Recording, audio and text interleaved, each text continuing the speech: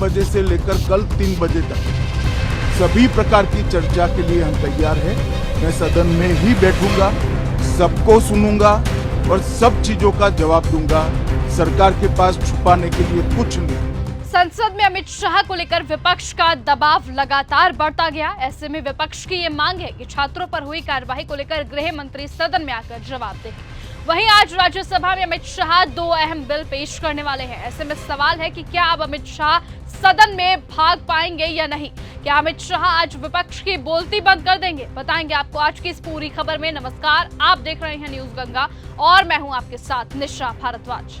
अमित शाह को लेकर संसद में घमासान लगातार तेज होता जा रहा है। विपक्ष साफ कह चुका है कि छात्रों पर हुई कार्रवाई को लेकर जब तक गृह मंत्री सदन में जवाब नहीं देते तब तक वो पीछे हटने वाला नहीं है। ऐसे में राहुल गांधी ने सीधे सवाल उठाया कि छात्रों पर लाठीचार्ज, आंसू गैस और पैलेट गन के इस्तेमाल का आदेश आखिरकार किसने दिया, और अगर आदेश गृह मंत्री की तरफ से आया था तो जवाबदेही तय होनी चाहिए, और अगर उन्हें इसकी जानकारी ही नहीं थी तो विपक्ष उनकी जिम्मेदारी पर सवाल उठा रहा है। इसी बीच अब विपक्ष का सवाल है कि आखिरकार वो कौन सा दिन होगा जब अमित शाह सदन में आएंगे। लेकिन आज तस्वीर इसलिए और ज्यादा साफ हो गई है, अहम हो गई है, क्योंकि आज राज्यसभा में अमित शाह 2 बिल पेश करने वाले हैं। अमित शाह ने भी विपक्ष को सीधा चैलेंज दे दिया है कि आज 3 बजे से चर्चा शुरू करेंगे और मैं हर सवाल का जवाब देने को तैयार हूं। ऐसे में संसद गतिरोध पर गृह मंत्री अमित शाह का ऑफर भी विपक्ष के लिए आया है। उन्होंने साफ तौर पर कहा कि विपक्ष अगर तैयार हो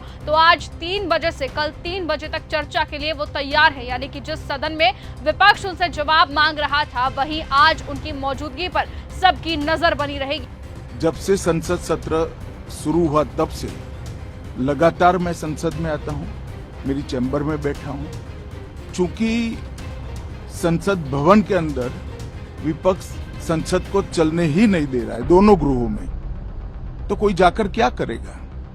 जहां तक चर्चा का सवाल है, सरकार की ओर से किरण रिजिजू जी ने, जो हमारे पार्लियामेंट्री अफेयर्स मिनिस्टर है, उन्होंने बहुत स्पष्ट कर दिया कि जो नीट आंदोलन के छात्र प्रदर्शन पर सभी प्रकार की चर्चा करने के लिए सरकार तैयार है और चर्चा के लिए समय सुनिश्चित किया जाए और विपक्ष तैयार हो जाए। पहले तो ये यही मांग कर रहे थे, हमने हाँ बोल दिया। मेरी ओर से भी मैंने कह दिया है कि मैं किसी भी सवाल का जवाब देने के लिए संसद में तैयार हूं, मगर वो चर्चा ही नहीं होने देना चाहते। अब जनता तय करे कौन भाग रहा है। आज 3 बजे तक स्पीकर साहब को वो पत्र दे दे, 3 बजे से लेकर कल 3 बजे तक सभी प्रकार की चर्चा के लिए हम तैयार हैं। मैं सदन में ही बैठूंगा, सबको सुनूंगा और सब चीजों का जवाब दूंगा। सरकार के पास छुपाने के लिए कुछ नहीं।